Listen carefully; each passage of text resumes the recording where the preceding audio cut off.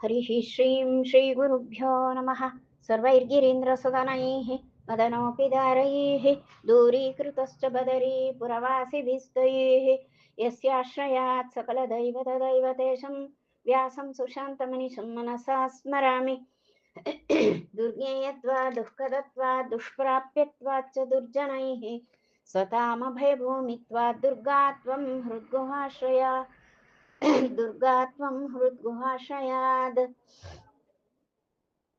आचार्यः पवनोऽस्माकम् आचार्याणि च भारती देवो नारायणः श्रीशः देवी मङ्गलदेवता।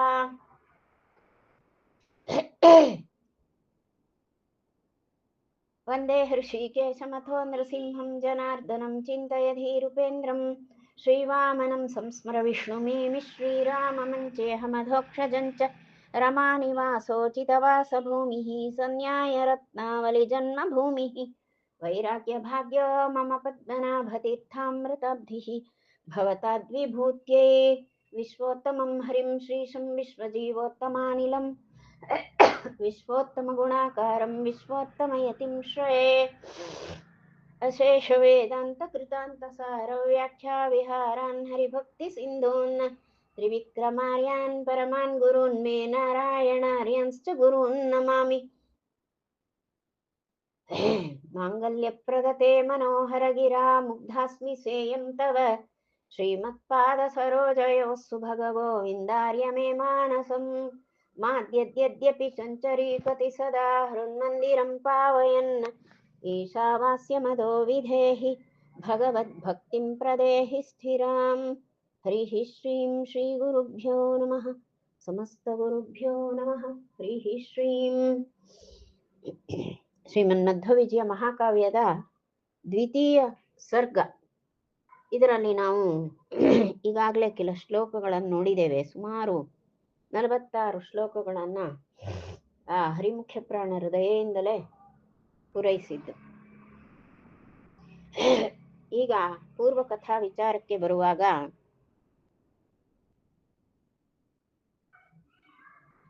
ಒಂದು ಎತ್ತರವಾದ ಎತ್ತು ವನಪ್ರದೇಶದಲ್ಲೆಲ್ಲ ಹುಲ್ಲು ಮೇಯ್ದುಕೊಳ್ತಾ ಒಂದು ಎತ್ತು ತಿರುಗಾಡ್ತಾ ಇತ್ತು. ಆ ದಟ್ಟಡವಿ ಅಲ್ಲಿ ಹುಲ್ಲು ಮೇಯ್ತಾ ಇರುವಂತಹ ಎತ್ತು, ಅದಕ್ಕೆ ಎತ್ತರವಾದಂತಹ 2 ಕೋಡುಗಳಿದ್ದು, ಆ ಕೋಡುಗಳ ಮಧ್ಯೆ ಅತ್ಯಂತ ತೇಜೋಮಯವಾದ ಮುಖ ಕಾಣಿಸ್ತಿತ್ತು. ದೂರದಿಂದ ನೋಡುವವರಿಗೆ 2 ಕೋಡುಗಳ ನಡುವೆ ಒಂದು ತೇಜೋಮಯವಾದಂತಹ ಮುಗುಳ್ನಗೆಯಿಂದ ಕೂಡಿರುವ ಶಿಶುಮುಖ ಕಾಣಿಸ್ತಿತ್ತು. ಅದು ಹೇಗಿತ್ತು ಅಂದ್ರೆ, ಉದಯಾಚಲ ಪರ್ವತಗಳ ನಡುವೆ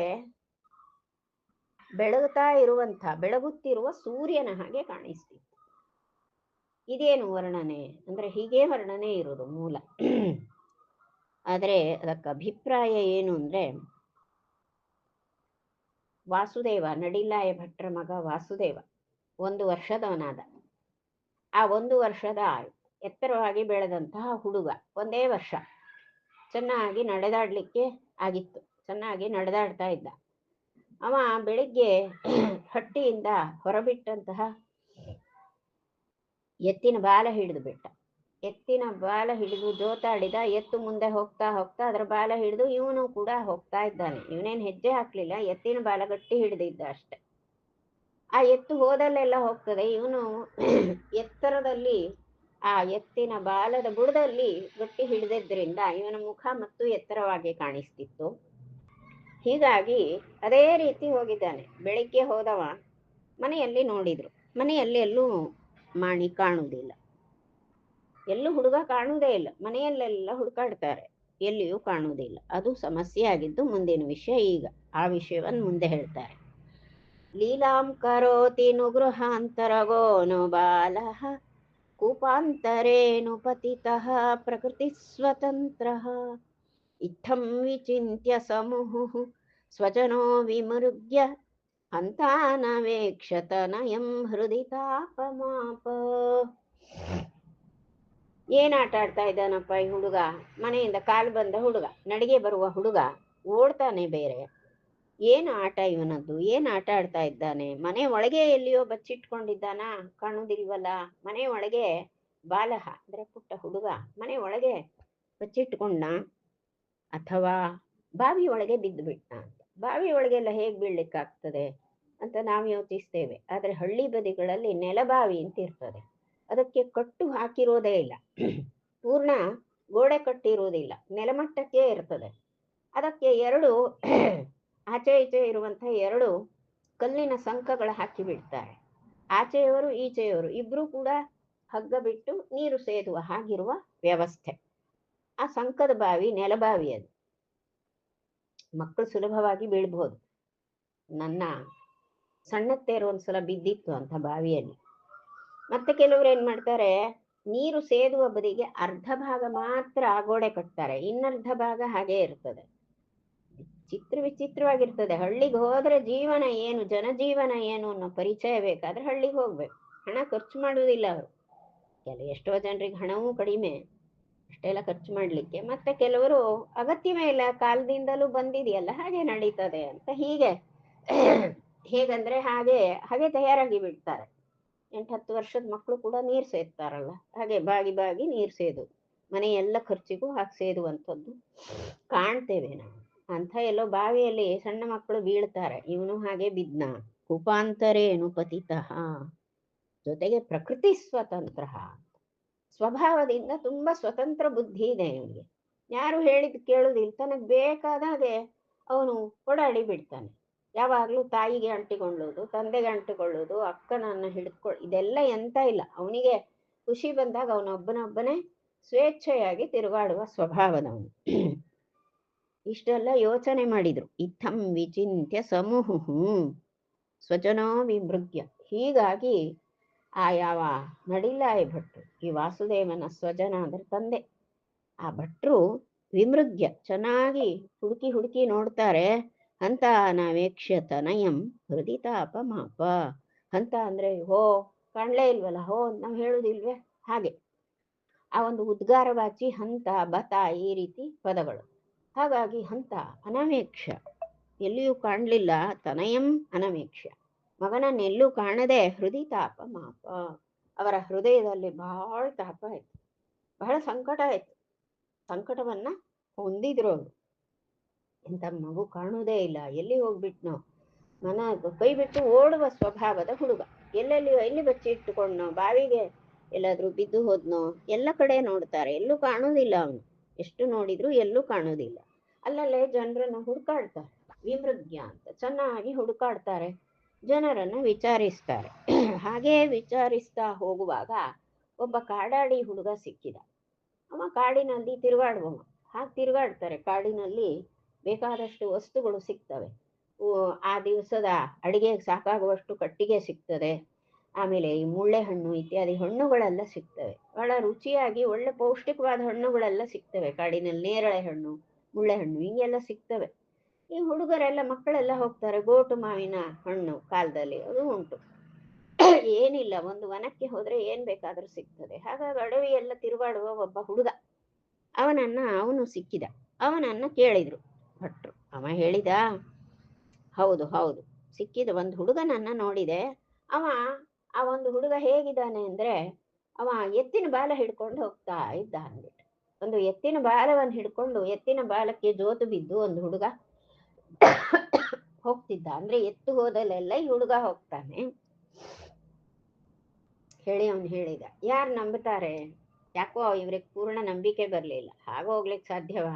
ಎಷ್ಟೊತ್ತು ಹೋಗ್ತಾನೆ? ಸ್ವಲ್ಪ ದೂರ ಹೋಗ್ಬೋದು, ಆಮೇಲೆ ಕೈ ಬಿಟ್ಟು ಬಿದ್ದೇ ಹೋಗ್ತಾರೆ ಮಕ್ಕಳು. ಅಷ್ಟು ಸಮಯ ಹಿಡ್ಕೊಳ್ಳಿಕ್ ಶಕ್ತಿ ಬೇಕಲ್ಲ. ಸ್ವಲ್ಪ ಹೊತ್ತು ಹಿಡ್ಕೊಳ್ಬಹುದು, ಆಮೇಲೆ ಮಕ್ಕಳು ಬಿದ್ದು ಹೋಗ್ತಾರೆ. ಎಲ್ಲ ಒಡವಿಯಲ್ಲಿ ಹುಡುಕಿ ಆಯ್ತು, ಎಲ್ಲೂ ಇಲ್ಲ ಅವನು. ಬಿದ್ದು ಅಳ್ತಾರೆ ಮಕ್ಕಳು, ಅಳುವುದನಿ ಕೇಳ್ತದೆ. ಹಾಗೆ ಇಡೀ ದಿನ ಎತ್ತಿನ ಬಾಲ ಹಿಡಿಬೇಕು ಅಂದ್ರೆ ಕೈ ಬಿಗಿ ಮುಷ್ಟಿ ಹಿಡಿಯುವುದು ಕಷ್ಟ ಅಲ್ವಾ? ಹಾಗಾಗಿಲ್ಲ ಅಂತ ಇವರು ಅದಕ್ಕೆ ಆ ವನಗೋಚರ ಹೋಗ್ತಾನೆ. ಅಲ್ಲಿ ವನದಲ್ಲೆಲ್ಲ ಸಂಚಾರ ಮಾಡುವ ಹುಡುಗ ತನ್ನ ಕಣ್ಣಿಗೆ ಕಂಡದ್ದನ್ನ ಅವ ಹೇಳಿದ. ಭಟ್ರು ನಂಬಲೇ ಇಲ್ಲ ಅದನ್ನು. ಯತ್ಸಾಯ ಮೈಕ್ಷತ ಜನಃ ಶಿಶುಮಾವ್ರಜಂತಂ ಏಕಾಬ್ಧಕಂ ವೃಷಭ ಬಾಲ ಕೃತಾವಲಂಬಂ. ಸಂಜೆ ಆಯ್ತು. ಸಂಜೆ ವೇಳೆಗೆ ಆ ಎತ್ತು ಆಕಳು ಎಲ್ಲ ಮನೆಗೆ ಬರುವುದು. ಹಾಗಾಗಿ ದನ ಎತ್ತುಗಳೆಲ್ಲ ಹೊಟ್ಟಿಗೆ ಬರುವ ಸಮಯ. ಆಗ ನೋಡ್ತಾರೆ, ಸಾಯಂ ಅಂದ್ರೆ ಸಾಯಂಕಾಲದಲ್ಲಿ ಬಂದು ನೋಡ್ತಾರೆ, ಅಲ್ಲಿ ಶಿಶು ಮಾವ್ರಜಂತಂ, ಆ ಶಿಶು ಬರ್ತಾ ಇದೆ. ಹೇಗೆ ಬರ್ತಾ ಇದೆ? ಎರಡು ಕೋಡುಗಳ ಮಧ್ಯೆ ಒಳ್ಳೆ ಚಂದಾಗಿ ಅರಳಿದ ಅರಳುಗಣ್ಣುಗಳ ಚಂದದ ಮುಗುಳ್ನಗೆಯ ಮುಖ. ಆ ವಾಸುದೇವ ಬರ್ತಾ ಇದ್ದಾನೆ. ಒಂದೇ ವರ್ಷ ಅವನಿಗೆ, ಏಕಾಬ್ಧಕಂ, 1 ವರ್ಷದ ಹುಡುಗ. ವೃಷಭ ಬಾಲ ಕೃತಾವಲಂಬಂ, ಆ ಎತ್ತಿನ ಬಾಲ ಹಿಡಿದು ಜೋತಾಡ್ತಾ ಇರುವ ಈ ಹುಡುಗ ಬಂದ. ಇಷ್ಟೆಲ್ಲ ನಡೆದೋಯ್ತು ಮನೆಯಲ್ಲಿ. ಅವರು ಎಷ್ಟು ಇಡೀ ದಿನ ಎಷ್ಟು ವ್ಯಥೆಪಟ್ಟು ಎಷ್ಟು ಹುಡುಕಾಡಿದ್ರು, ಈ ಹುಡುಗ ಹೀಗೆ ಮಾಡ್ತಾ ಇದ್ದ ಅಂತ. ಮನೆಯಲ್ಲಿ ಮಕ್ಕಳಿರುವಾಗ ಇಂಥದೆಲ್ಲ ನಡೆಯುತ್ತದೆ. ಅದು ಹಳ್ಳಿ ಮನೆಗಳಲ್ಲಿ ಸ್ಥಳ ಎಲ್ಲಿ ಎಲ್ಲಿ ಬಚ್ಚಿಟ್ಕೊಳ್ತಾರೆ ಮಕ್ಕಳು ಅಂತ ಗೊತ್ತಾಗುವುದಿಲ್ಲ. ತೋಟ ಪೋದರು ಎಲ್ಲಿ ಬೇಕಾದರೂ ಹೊಕ್ಕಿ ಬಿಡ್ತಾರೆ ಮಕ್ಕಳು. ಹಾಗಾಗಿ ಈ ರೀತಿಯದ್ದೆಲ್ಲ ಪದೇ ಪದೇ ಅಂತ ಸುದ್ದಿ ಕೇಳ್ತೇವೆ. ಅದೇ ರೀತಿ ಆಗಿತ್ತು ಅಲ್ಲಿ.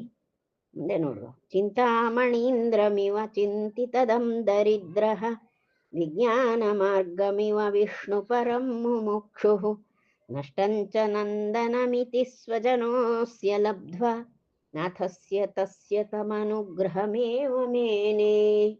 ಭಟ್ರು ನೋಡ್ತಾರೆ ಹೇಗಿದೆ ಅಂದ್ರೆ, ಒಬ್ಬ ದರಿದ್ರನಿದ್ದಾನೆ, ಏನು ನಿರ್ಗತಿಕ ದರಿದ್ರನಾದವನು. ಅವನಿಗೊಂದು ಚಿಂತಾಮಣಿ ಸಿಕ್ಕಿಬಿಟ್ರೆ ಎಷ್ಟು ಖುಷಿಯಾಗ್ಬೇಕು ಅವನಿಗೆ. ದರಿದ್ರನಾದವನಿಗೆ ಅವನಿಗೆ ತನ್ನ ತಾನು ಬಯಸಿದ್ದನ್ನೆಲ್ಲ ಕೊಡುವಂತಹ ಒಂದು ಚಿಂತಾಮಣಿ ಸಿಕ್ಕಿಬಿಟ್ರೆ ಹೇಗೆ ಮನಸ್ಸಿಗೆ ಆನಂದ ಆಗ್ಬೇಕೋ ಆ ರೀತಿ ಇವರ ಮನಸ್ಸಾಯಿತು.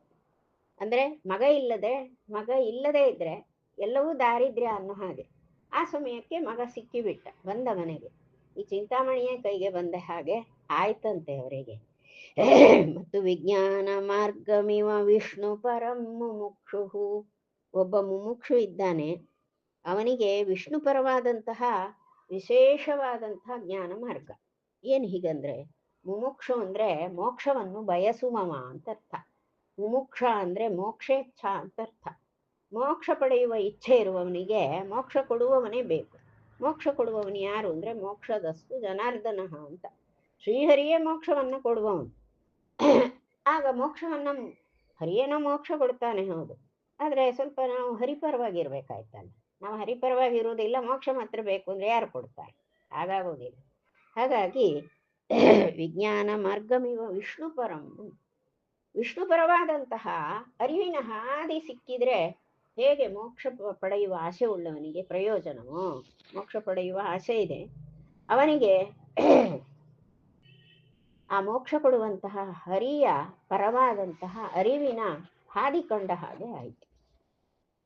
ಮತ್ತೆ ನಷ್ಟಂಚ ನಂದನ ಮಿತಿ, ಈಗಾಗಲೇ ಮಗ ಹೋದ, ಎಲ್ಲಿಯೋ ಹೋಗಿಯೇ ಬಿಟ್ಟ, ಇನ್ನೂ ಇಲ್ಲ, ಮಗನೇ ನನಗಿಲ್ಲ ಅಂತ ತಿಳಿಯುವಂಥ ಸಂದರ್ಭದಲ್ಲಿ ಸ್ವಜನೋಸ್ಯ ಲಬ್ಧ್ವಾ, ಆ ಸಮಯದಲ್ಲಿ ಆ ಮಗ ಲಭಿಸಿದ್ದಾನೆ. ಮಗ ಇನ್ನು ಹೋದ, ಸಿಗ್ಲಿಲ್ಲ ಅನ್ನುವ ಸಮಯದಲ್ಲಿ ಅದೇ ನಂದನ ಮಗ ಲಬ್ಧ್ವಾ, ನಂದನನನ್ನ ಅವ್ರು ಪಡೆದ್ರು. ಇದು ನಾಥಸ್ಯ ತಸ್ಯ ತಮನುಗ್ರಹಮೇವ ಮೇನೆ. ಓ ಮಗ, ಹುಟ್ಟಿದ ಮಗ ಇಲ್ಲದೆ ಹೋದ ಅನ್ನುವಾಗ ಅವ ಈಗ ಮತ್ತೆ ದೊರಕಿದ್ದು ನೋಡಿದ್ರೆ ಇದು ತನ್ನ ನಾಥ, ತನ್ನ ಕುಲಸ್ವಾಮಿಯಾದ ಆ ಅನಂತೇಶ್ವರನ ಅನುಗ್ರಹವೇ ಇದು ಅಂತ. ಹೀಗೆ ತಕ್ಷಣ ಆ ಅನಂತೇಶ್ವರನ ದಯೆಯನ್ನೇ ಅವರು ಅನಂತೇಶ್ವರನ ಅನುಗ್ರಹವ ಇದು ಅಂತ ಹೀಗೆ ತಿಳಿದ್ರಂತೆ. ಯಾರು? ಭಟ್ರು. ನಾನು ಎಷ್ಟು ಹುಡ್ಕಾಡ್ದೆ ಗೊತ್ತಾ, ಕೊನೆಗೆ ಪತ್ತೆ ಮಾಡಿದೆ, ನನಗೆ ಸಿಕ್ಕಿದ್ದು, ನಾನೇ ಕರ್ಕೊಂಬಂದಿದ್ದು. ಏನು ಡಬ್ಬ ಬಡ್ದು ಹೇಳ್ತೇವೆ ನಾವು, ಹೌದಾ? ಪತ್ತೆ ಮಾಡಿದೆ ನಾನು ಅಂತ. ಅಲ್ಲಿ ನಮ್ಮ ವೀರಗಾಥೆ ಪ್ರಾರಂಭ ಆಗ್ತದೆ. ನಮ್ಮ ಭಟ್ರು ಹಾಗೆ ಹೇಳಲಿಲ್ಲ, ಮತ್ತೆ ಅಂತ ಹೇಳಿದ್ರು, ನಾಥಸ್ಯ ತಸ್ಯ ತಮನುಗ್ರಹಮೇವ ಮೇನೆ. ಆ ಅನಂತೇಶ್ವರ ದೇವರ ಪರಮಾನುಗ್ರಹವೇ ಇದು. ಹಾಗಾಗಿ ನನಗೆ ಮಗ ಹೋದ, ಇನ್ನು ಕೈ ಬಿಟ್ಟು ಹೋದ ಮಗ ಅನ್ನುವ ಸಮಯದಲ್ಲಿ ಅವನು ಸಿಕ್ಕಿದ್ದಾನೆ ಅಂದ್ರೆ ನಮ್ಮ ಕುಲಸ್ವಾಮಿ ಅನಂತೇಶ್ವರನೇ ಕೊಟ್ಟದ್ದು ಅಂತ ಆ ಹರಿದಯವನ್ನೇ ಅವರು ಮತ್ತೆ ಮತ್ತೆ ಭಾವಿಸ್ತಾರೆ. ಅಂದ್ರೆ ಇಲ್ಲೆಲ್ಲ ನಮಗ್ ಕಾಣುವುದೇನು ಅಂದ್ರೆ ಆ ಮನೋಭಾವ, ಭಗವತ್ಪರವಾದ ಮನೋಭಾವ ಯಾಕೆ ನಮಗ್ ಬರುವುದಿಲ್ಲ? ನಾವಷ್ಟ ಆರಾಧಿಸ್ಬೇಕಾಗ್ತದೆ, ಸದಾ ಉಪಾಸಿಸ್ಬೇಕು. ನಾವೆಷ್ಟು ಉಪಾಸಿಸಿದ್ರೆ ಪ್ರತಿಯೊಂದು ಹೆಜ್ಜೆಯೂ ನಮಗೆ ನಾವು ಹೆಜ್ಜೆ ಇಡ್ತೇವೆ ಅಂದ್ರೆ ನಮ್ಮ ಹೆಜ್ಜೆ ಇಡುವ ಒಂದು ಸಾಮರ್ಥ್ಯ ಅನಂತೇಶ್ವರ ಕೊಟ್ಟದ್ದು. ಹೆಜ್ಜೆ ಇಡ್ಲಿಕ್ಕೆ ಜಾಗ ಆದ್ರೂ ಉಂಟಲ್ವಾ, ಅದು ಅನಂತೇಶ್ವರ ಕೊಟ್ಟದ್ದು. ಹೀಗೆ ಎಲ್ಲ ಕಡೆ ನಾವು ಅನಂತೇಶ್ವರ ಮಯವಾಗಿಯೇ ನೋಡ್ತೇವೆ. ಅದನ್ನ ಮಾಡಿದವರು ಸಂಪೂರ್ಣ ಈ ಒಂದು ಶ್ರೀಹರಿಯ ಪರಮಾನುಗ್ರಹವನ್ನ ಚೆನ್ನಾಗಿ ಅವರು ಭಾವಿಸಿಕೊಂಡವ್ರು ಯಾರು ಅಂದ್ರೆ ನಮ್ಮ ನಡಿಲಾಯ ಭಟ್ರು.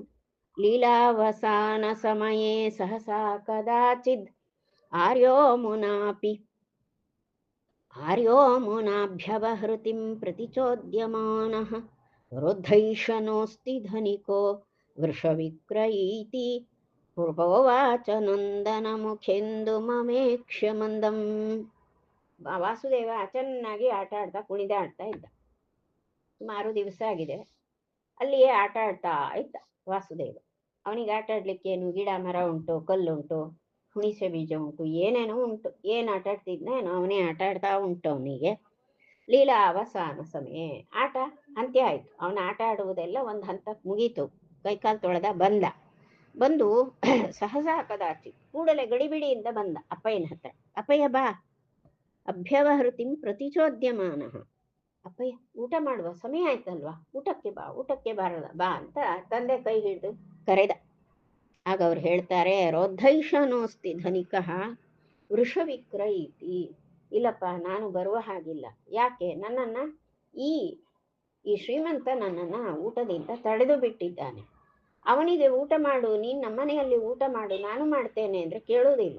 ಅವನು ಉಪವಾಸ ನಮ್ಮನೆ ಬಾಗಿಲಿಗೆ ಬಂದು, ಆ ಶ್ರೀಮಂತ ಮನೆ ಬಾಗಿಲಿಗೆ ಬಂದು ಅವನು ಹಾಗೇ ಕೂತ್ಕೊಂಡಿದ್ದಾನೆ. ಊಟ ಮಾಡದೆ ಅವನು ಕೂತ್ಕೊಂಡಿದ್ದಾನೆ, ನನ್ನ ಊಟ ಮಾಡ್ಲಿಕ್ಕೆ ಬಿಡುದಿಲ್ಲ. ನಮ್ಮ ಮನೆಗೆ ಬಂದವರು ಊಟ ಮಾಡದೆ ಇದ್ದಾಗ ನಾವು ಹೇಗೆ ಮಾಡ್ತೇವೆ? ಹಾಗಾಗಿ ನಾನು ಕೂತ್ಕೊಳ್ಬೇಕು, ನೀನು ಹೋಗಿ ಮಾಡು ಅಂತ ಹೇಳಿದೆ. ಪ್ರೋವಾಚ ನಂದನ ಮುಖೆಂದು ಮವೇಕ್ಷ ಮಂದಂ. ಚಂದ್ರನಂತಹ ಮುಖವುಳ್ಳ ಆ ಶಿಶುವನ್ನ ನೋಡಿ, ಹುಡುಗನನ್ನ ನೋಡಿ, ಅವನ ಮುಖಚಂದ್ರವನ್ನ ನೋಡಿ ಹೀಗೆ ಹೇಳ್ತಾರೆ. ಪದೇ ಪದೇ ನೋಡಿ, ಚಂದ್ರ ಶಬ್ದ ಬಹಳ ಬರ್ತದೆ ಇಲ್ಲಿ. ಆಚಾರ್ಯರಿಗೆ ಚಂದ್ರ ಶಬ್ದವನ್ನ ಬಹಳ ಬಳಸ್ತಾರೆ ಆಚಾರ್ಯರ ಮುಖಕ್ಕೆ. ಹೀಗಾಗಿ ಅವನು ತಡೇತಾ ಇದ್ದಾನೆ. ಮಂದಂ ಅಂತ ಹೇಳ್ತಾರೆ, ಮೃದುವಾಗಿ ಮೆಲ್ಲಗೆ ಹೇಳಿದ್ರು. ಇಲ್ಲ, ಆ ಶ್ರೀಮಂತ ಬಂದು ಕೂತ್ಕೊಂಡಿದ್ದಾನೆ, ಅವನು ಊಟ ಮಾಡದೆ ಅವನಿಲ್ಲಿ ಉಪವಾಸದಲ್ಲಿ ಕೂತ್ಕೊಂಡಿದ್ದಾನೆ. ಹಾಗಾಗಿ ನಾನು ಕೂಡ ಊಟಕ್ಕೆ ಹೋಗ್ಲಿಕ್ಕೆ ಬರುವುದಿಲ್ಲ. ಅವನು ನನ್ನ ತಡೆದಿದ್ದಾನೆ ಅಂತ ಅರ್ಥ. ನೀ ಹೋಗು ಅಂತ ಕಳಿಸಿದ್ರು. ಆಗ ಇವನೇನ್ ಮಾಡಿದ, ಆ ಶೆಟ್ಟಿ ಅವನೊಬ್ಬ ಧನಿಕ, ಅವನ ಮನೆ ಅಲ್ಲೇ ಉಂಟು, ಪಾಚಕದಲ್ಲ ಅಲ್ಲೇ ಉಂಟು, ಆ ಮನೆ ಹಾಗೆ ಇದೆ. ಅವನ ಹೆಸರು ಕರ್ಕಶೆಟ್ಟಿ ಅಂತ. ಕರ್ಕಶೆಟ್ಟಿ ಎನ್ನುವ ಶೆಟ್ಟಿ ಅವನೊಬ್ಬ ಶ್ರೀಮಂತ. ಅವ ಏನು ಆಗಿತ್ತು, ಸಂದರ್ಭ ಏನಾಗಿತ್ತು ಅಂದ್ರೆ, ನಮ್ಮ ಭಟ್ರು ಎತ್ತುಕೊಳ್ಬೇಕಾಗಿತ್ತು. ಎತ್ತುಕೊಳ್ಳಿಕ್ಕೆ ಅವನಲ್ಲಿ ಎತ್ತು ಇತ್ತು. ಎತ್ತನ್ನು ಕೊಟ್ಟ, ಅವನು ಹಣವನ್ನು ಕೊಡಬೇಕಿತ್ತು. ಕೊಡ್ತೇನೆ, ನಾನು ಹಣವನ್ನು ಕೊಡ್ತೇನೆ, ನಂತರ ಕೊಡ್ತೇನೆ, ಈ ಕೊಡ್ಲಿಕ್ಕೆ ಹಣ ಇಲ್ಲ ಅಂದ್ರು. ಆಯ್ತು, ನೀವು ಎತ್ತನ್ನು ತೆಗೆದುಕೊಂಡೋಗಿ, ತೊಂದರೆ ಇಲ್ಲ, ನಿಧಾನವಾಗಿ ಕೊಡಿ ಎಂದು. ಇವ್ರು ಎಷ್ಟು ದಿನ ಆದ್ರೂ ಕೊಡ್ಲೇ ಇಲ್ಲ. ಅವನ ಮನೆಗೆ ಬಂದು ಕೂತ್ಕೊಂಡ. ಅದೇ ಆಗಿತ್ತು. ಆಗ ಈ ಹುಡುಗ ಕರೆದ್ರೆ ಬರ್ಲಿಲ್ಲ. ತಂದೆ ಹೀಗೆ ಹೇಳಿದ್ರು, ಈ ಅಪ್ಪಯ್ಯ ಹೀಗೆ ಉಪವಾಸದಲ್ಲಿದ್ದಾರಲ್ಲ ಅಂತ ಹೇಳಿ ಆ ಶೆಟ್ಟಿಯನ್ನ ಕರೆದ. ಶೆಟ್ಟಿಯನ್ನ, ಬನ್ನಿ ಬಾಯಿಲಿಗೆ ಬನ್ನಿ ಶೆಟ್ರೆ, ಏನು? ಲೀಲಾಕರೇಣ ಸಕರೇಣ ಸುಕೋಮಲೇನ ಬೀಜಾಂತರಾಣಿ ಕಿಲಕಾನಿ ಚಿದಾಶು ತಸ್ಮೈ ಸ್ಮಿತ್ವಾರ್ಭಕೋಭಿಮತ ನಿಷ್ಕಪದೇ ಯದಾದಾದ್ ಆದತ್ತತಾನಿ ಧನಿಕೋ ಬಹುಮಾನ ಪೂರ್ವಂ. ಆ ಶೆಟ್ಟಿಯನ್ನು ಕರೆದು, ಅಲ್ಲೊಂದಷ್ಟು ಹುಣಿಸೆ ಮರ ಉಂಟು, ಹುಣಿಸೆ ಮರದ ಅಡಿಯಲ್ಲಿ ಒಂದಷ್ಟು ಬೀಜ, ಹುಣಿಸೆ ಬೀಜ ಹಾಕಿದ್ರು. ಆಗ್ತಿತ್ತಲ್ಲ, ಹುಣಿಸೆ ಮರದಿಂದ ಹುಣಿಸೆ ಹಣ್ಣಾಗ್ತಿತ್ತು. ಆ ಹಣ್ಣನ್ನೆಲ್ಲ ಸಿಪ್ಪೆ ಒಡೆದು ನಂತರದಲ್ಲಿ ಹಸನು ಮಾಡುವಾಗ ಬೀಜ ಸಿಗ್ತದೆ. ಅದರ ರಾಶಿಯನ್ನ ಅಲ್ಲೊಂದ್ ಕಡೆ ಒಟ್ಟಿದ್ರು. ಈ ಪುಟ್ಟ ಹುಡುಗ ವಾಸುದೇವ ಶೆಟ್ಟಿಯನ್ನು ಕರೆದು ಅಲ್ಲಿರುವಂತಹ ಆ ಒಂದು ಬೀಜದ ರಾಶಿ, ಹುಣಸೆ ಬೀಜದ ರಾಶಿಯನ್ನ ತನ್ನ ಪುಟ್ಟ ಕೈಗಳಿಂದ, ಲೀಲಾಕರೇಣ ಸುಖಮಲೇನ ಅಂತಾರೆ, ಅತ್ಯಂತ ಮೃದುವಾಗಿರುವಂತಹ ಆಟ ಆಡುವಂತಹ ಕೈ, ಅದರಿಂದ ಒಂದು ಆಟ ಆಡ್ತಾ ಇದ್ದಾನೆ, ಅದು ಒಂದು ಆಟ ಅನ್ನುವ ಹಾಗೆ ತನ್ನ ಕೈ ತುಂಬ ಬೀಜವನ್ನ, ಹುಣಿಸೆ ಬೀಜವನ್ನ ಮೊಗೆದು ಅದನ್ನ ಅದು ಕೆಲವೇ ಬಂತು, ಪುಟ್ಟ ಕೈಯಲ್ಲ, ಸ್ವಲ್ಪ ಬೀಜಗಳು ಬಂದು ಅದನ್ನು ತೆಗೆದು ಆ ಶೆಟ್ಟಿ ಕೈಗೆ ಈ ವಾಸುದೇವ ಕೊಟ್ಟ. ಆಮೇಲೆ ಮಿತ್ವಾರ್ಭಕೋ ಭೀಮತ ನಿಷ್ಕಪದೆ ಯದಾದ ಅಂತ ಹೀಗೆ ಮುಗುಳ್ನಗೆ ನಗ್ತಾ ನಗ್ತಾ ಆ ಮಾಣಿ ಅಷ್ಟು ಹುಣಿಸೆ ಬೀಜಗಳನ್ನ ಅಲ್ಲಿ ಆ ಶ್ರೀಮಂತನಿಗೆ ಕೊಟ್ಟ. ನೋಡು, ನಿನಗೆ ಹಣ ಬೇಕಲ್ವಾ, ಸಾಲ ತೀರಿಸ್ಬೇಕಲ್ವಾ, ನೋಡು ತೀರಿಸಿದ್ದೇನೆ, ಅಪ್ಪಯ್ಯ ಕೊಡ್ಬೇಕಾದ ಸಾಲ ಅದನ್ನ ನಾನು ತೀರಿಸಿದ್ದೇನೆ ಅಂತ ಹೇಳಿಬಿಟ್ಟ ಮಗ. ಆಗ ಅವುಗಳನ್ನು ನೋಡಿ ಆ ಧನಿಕ ಶ್ರೀಮಂತ ಶೆಟ್ಟಿ ಕೈ ತೆಗೆದುಕೊಂಡ. ಬಹಳ ಖುಷಿ ಆಯಿತು. ಹೇಗೆ ತಗೊಂಡ ಅಂದರೆ ಆದತ್ತ ತಾನಿ ಧನಿಕ ಬಹುಮಾನ ಪೂರ್ವಂ, ಬಹಳ ಮಾಣಿಯನ್ನು ಸಮ್ಮಾನ ಮಾಡಿ ಮಾಡಿ ಮಾಡಿ ಅವನ ಮಗುಳ್ನಗೆ ಅವನ ಕೈಯಿಂದ ತೆಗೆದುಕೊಟ್ಟದ್ದು, ನಿನ್ನ ಸಾಲ ತೆಗೆದುಕೋ ಅಂತ ಕೊಟ್ಟದ್ದು, ಅದೆಲ್ಲ ನೋಡಿ ಬಹಳ ಸಂತೋಷ ಆಯಿತು. ಬಹಳ ಸಮಾನದಿಂದ ಹುಡುಗನ ಮುಖವನ್ನು ನೋಡ್ತಾ ನೋಡ್ತಾ ಆ ಬೀಜವನ್ನು ತೆಗೆದುಕೊಂಡು ಮನೆಗೆ ಹೋದ. ಶೆಟ್ಟಿ ಮನೆಗೆ ಹೋದ. ಅವ್ರ ಮನೆ ಅಲ್ಲೇ ಉಂಟು, ಒಂದು ಗದ್ದೆ ಬೈಲು ಆಚೆ ಕಾಣ್ತದೆ. ಈಗಲೂ ಆ ಕುಟುಂಬದವರಿದ್ದಾರೆ. ಲಬ್ಧಂ ಸುತಾರಿತಿ ವದನ್ ದ್ವಿಜ ಪುಂಗವೇನ ಕಾಲಾಂತರೆ ನಿಜ ಧನೆ ಪ್ರತಿದಿತ್ಸಿತೇಪಿ ಸಾಕ್ಷಾದ ಮಾನವನವಾಕೃತಿತಃ ಸಲೇಭೆ ಬೀಜಚ್ಛಲೇನ ಪುರುಷಾರ್ಥ ಮಹಾವಿಶಿಷ್ಟಂ.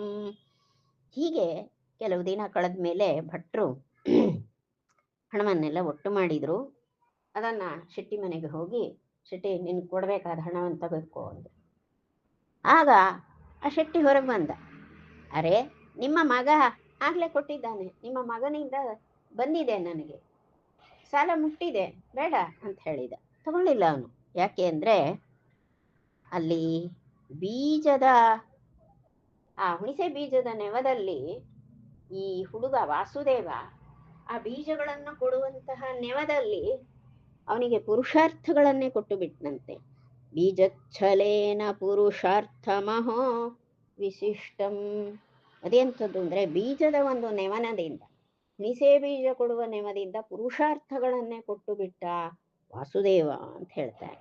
ಸಾಕ್ಷಾತ್ ಅಮಾನವನವಾಕೃತಿ ಅಂತ ಅಂದರೆ ಮನುಷ್ಯನಲ್ಲದಂತಹ, ಮನುಷ್ಯನ ರೂಪವನ್ನು ತಾಳಿದಂತಹ ಪುಟ್ಟ ರೂಪ, ಹೊಸದಾಗಿ ಮನುಷ್ಯ ರೂಪ ತಾಳಿದಂತಹ ಮನುಷ್ಯನಲ್ಲದವ, ಅವ ಕೈಯಲ್ಲಿ ಹುಣಸೆ ಬೀಜವನ್ನು ತುಂಬಿ ಆ ಧನಿಕನಿಗೆ ಕೊಟ್ಟಿದ್ದರಿಂದ ಆದದ್ದೇನು?